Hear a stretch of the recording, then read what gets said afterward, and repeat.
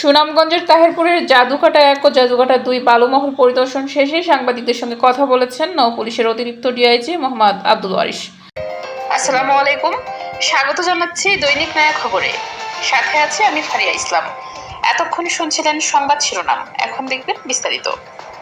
সুনামগঞ্জ জেলা প্রতিনিধি মোহাম্মদ রফিকুল ইসলাম সোহাগের তথ্যচিত্রে বিস্তারিত।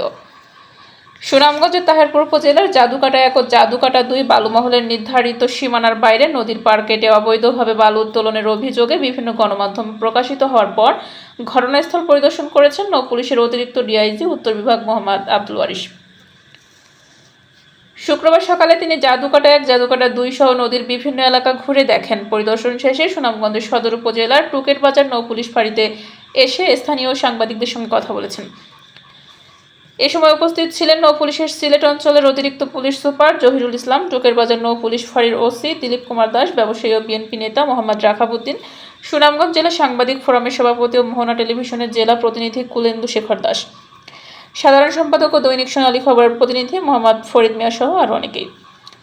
সাংবাদিকদের সঙ্গে আলাপকালে অতিরিক্ত ডিআইজি মোহাম্মদ আব্দুল ওয়ারিশ বলেন, জাদুকাটা ১ ও জাদুকাটা ২ বালুমহল সরকার নির্ধারিত সীমানা অনুযায়ী ইজারা দিয়েছেন, কিন্তু অভিযোগ রয়েছে কিছু ব্যক্তি সেই সীমানার বাইরে গিয়ে নদীর পাড় কেটে অবৈধভাবে বালু উত্তোলন করছেন।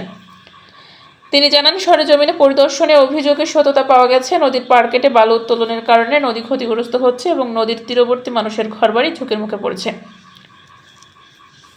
তিনি আরও বলেন, ইজারাদারদের অবশ্যই নির্ধারিত সীমানার মধ্যে বালু উত্তোলন করতে হবে, এর বাইরেও বালু উত্তোলনের কোনো সুযোগ নেই। ভবিষ্যতে জেলা প্রশাসনের সহযোগিতায় নৌ-পুলিশ যৌথ টাস্ক ফোর্স গঠন করে অবৈধ বালু উত্তোলনকারীদের বিরুদ্ধে কঠোর আইনগত ব্যবস্থা নেবে।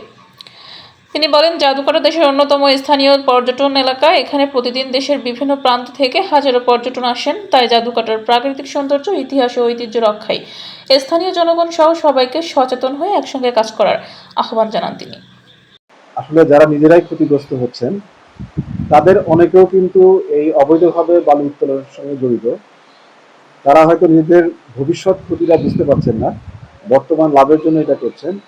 তো আমরা তাদেরকে সচেতন করার জন্য আমরা এসব এলাকায় সচেতনামূলক পদক্ষেপ গ্রহণ করব, তাদেরকে সচেতন করব, তাদেরকে বুঝাবো যে তারা আসলে এই সাময়িক লাভের জন্য যে কাজটা করছেন তাতে তাদের দীর্ঘস্থায়ীভাবে তারা নিজেরাই ক্ষতিগ্রস্ত হবে।